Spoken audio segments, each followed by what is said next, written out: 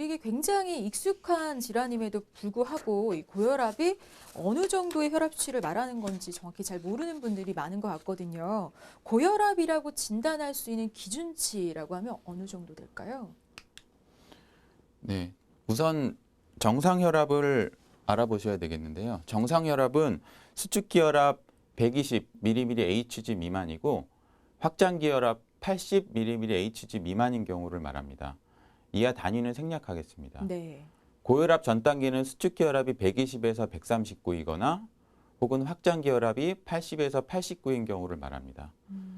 그리고 1기 혹은 경도 고혈압은 수축기 혈압이 140에서 159 이하이거나 확장기 혈압이 90에서 99 지칭하고 2기 혹은 중등도 이상의 고혈압은 수축기 혈압이 160 이상이거나 확장기 혈압이 100 이상이라고 지칭합니다. 저혈압은 수축기 혈압이 90 미만이거나 확장기 혈압이 60 미만을 의미합니다. 네. 그 저혈압에 대해서도 좀 알아둬야 할 것 같은데요. 저혈압도 고혈압과 마찬가지로 어떤 병적인 증상으로 봐야 하는 걸까요? 대부분의 사람들이 알고 있는 저혈압은 단순히 혈압이 낮은 상태를 말하며 어지러움, 실신 등의 증상이 없고 특별한 원인이 없는 경우 의학적으로 문제가 되지는 않습니다. 그러나 일부 출혈이나 심장질환 등 원인이 있는 저혈압의 경우 응급 상황일 수 있으며 즉각적인 치료가 필요합니다. 고혈압의 원인, 또 그에 따른 종류 좀 자세하게 짚어주시죠. 네. 1차성 고혈압은 몇 가지 요인들이 고혈압을 유발할 수 있는 것으로 알려져 있습니다.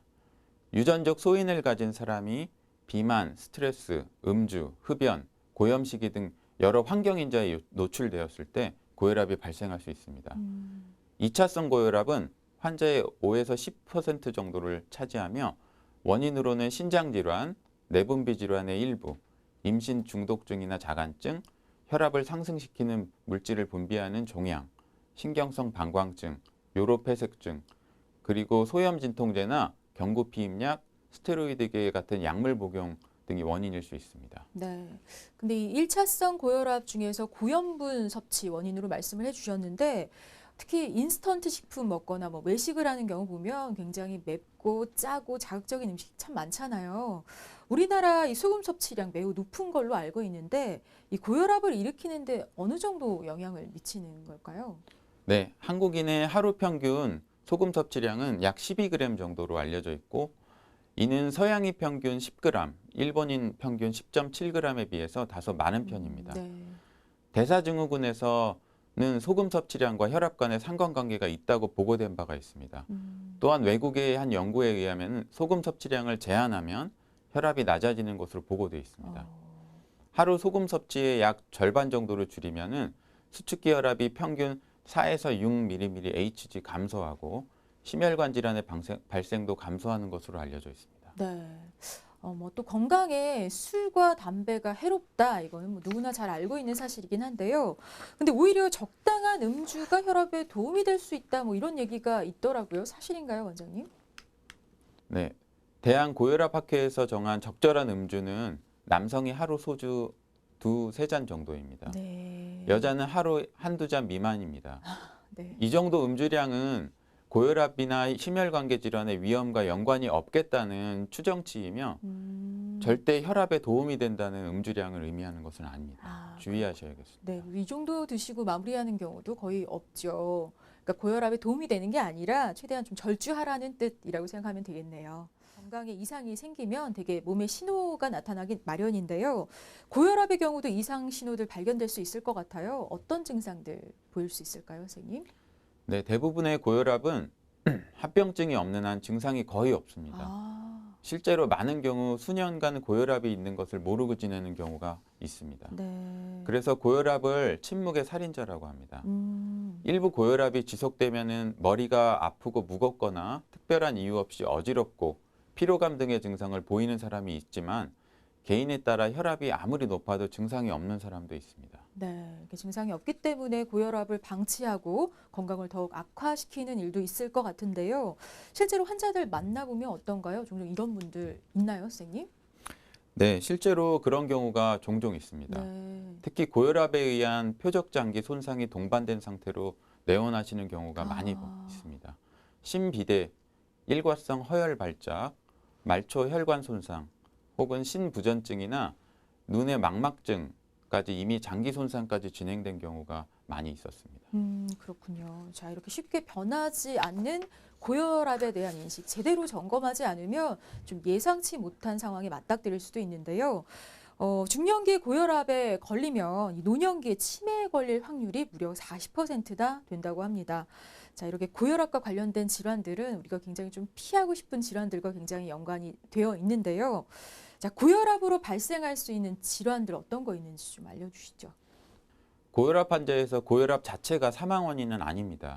하지만 고혈압을 치료하지 않으면 혈압이 조절되지 않아서 혈관 손상이 발생하고 네. 혈관 손상으로 인해 여러 가지 합병증이 발생합니다. 음, 고혈압의 주요 합병증에는 심부전, 심근경색, 심비대 등의 심장질환이 있고 또 혈관성 치매, 뇌졸중, 일과성 허혈성 발작 같은 뇌혈관 질환뿐만 아니라 고혈압성 망막증 같은 안질환, 또 말기 신질환, 심부전, 단백뇨 같은 신장질환, 마지막으로 죽상경화반이나 대동맥 질환, 말초혈관 질환 같은 혈관 손상 등이 나타날 수 있습니다. 음, 이런 이유로 그래프에서 보시다시피 고혈압은 세계 사망에 미치는 기여도가 1위인 것으로 보고된 바 있습니다. 네.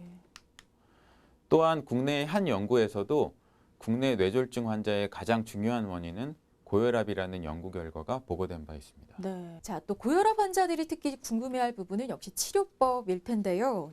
약이나 식이요법, 뭐 다양한 방법들이 있을 것 같긴 한데 효과적인 고혈압의 치료법 어떤 것들이 있는지 알려주시죠. 네. 최근에 고혈압 관리에는 비약물적인 요법과 약물적인 요법이 함께 실시됩니다. 네. 고혈압 전 단계에서는 체중 조절과 식사 요법, 행동 수정 및 규칙적인 운동을 실시하면서 비약물적인 요법을 먼저 시행하는 것이 권장되지만 고혈압으로 진단받은 경우에는 약물로서 혈압을 정상으로 조절하여 주는 것이 필수적인 치료입니다. 그렇군요. 먼저 비약물적인 요법에 대해 말씀드리면은 식이요법과 운동요법 등의 생활습관 관리를 들 수 있고요. 생활습관 관리는 크게 체중 감소, 저염식, 대시 식사요법, 또 운동, 절주, 금연 등이 있습니다. 그럼 이렇게 생활 습관 관리만 잘 하면 혈압을 낮추는 효과를 볼 수 있는 건가요, 원장님? 네, 그렇습니다. 수축기 혈압 기준으로 말씀드리면은 우선 소금 섭취만 하루 6g 이하로 제한해도 5.1mmHg 정도의 혈압 감소 효과를 볼 수 있으며 체중을 매 1kg씩 감량 시마다 1.1mmHg의 혈압 감소 효과가 있습니다. 또한 식습관 개선을 철저히 지킨다면 11.4mmHg의 혈압 감소 효과가 있고 운동 및 절주도 각각 4.9, 3.9mmHg의 감소 효과가 있다고 보고되어 있습니다. 네. 그러니까 고혈압으로 진단됐다고 해서 바로 뭐 약을 먹어야 하는 건 아니고 이런 생활 습관부터 개선하는 노력이 필요하다는 거 기억해 두시기 바랍니다. 자, 근데 이런 노력에도 불구하고 혈압이 낮아지지 않으면 그때는 약물 치료 받아야 하는 걸까요? 네, 그렇습니다. 두 번째로 약물 치료에 대해서 말씀드리겠습니다. 네. 고혈압의 1차적인 혈압 강화 목표는 140에 90 이하입니다. 고혈압을 조절하기 위한 항고혈압제로는 이뇨제, 교감신경 차단제, 칼슘 통로 차단제, 혈관 확장제, 안지오텐신 전환 효소 억제제, 안지오텐신 2 수용체 차단제 등이 있습니다. 환자의 상태에 따라 처방이 다르므로 의사의 처방에 따라 복용해야 합니다. 또한 약물을 복용한다고 해서 생활습관 관리를 소홀히 하면 약물을 추가하거나 용량을 높여야 될 수 있으므로 약을 복용하면서 생활습관 관리를 같이 병행해 나가시는 게 좋겠습니다. 네. 근데 이 고혈압 약이 한 번 먹기 시작을 하면 평생 먹어야 된다. 뭐 이런 얘기가 있더라고요. 많은 분들이 이 점 참 궁금해 하시는데 실제로 그런가요, 원장님? 네, 안타깝지만 대부분 혈압약을 복용하기 시작하면 평생을 복용하시게 됩니다. 혈압은 나이가 많아질수록 대부분 높아지게 되는 것이 일반적이며 혈압약을 복용하면서 생활습관을 철저히 관리하며 약을 끊는 후에도 정상 혈압을 유지하는 분들도 있지만 이는 소수에 불과합니다. 대부분 약을 중단하면 혈압이 다시 오르게 되고 때문에 고혈압은 치료의 개념보다는 조절의 개념으로 접근을 해야 합니다. 네. 자, 말씀하신 것처럼 약을 꾸준히 복용하는 게 물론 중요하겠지만 약을 계속 먹는 게 좀 두려우신 분들이 있거든요. 부작용 걱정 때문일 것 같은데요. 실제로 고혈압 약 먹으면 어떤 부작용이 생길 수도 있나요, 원장님?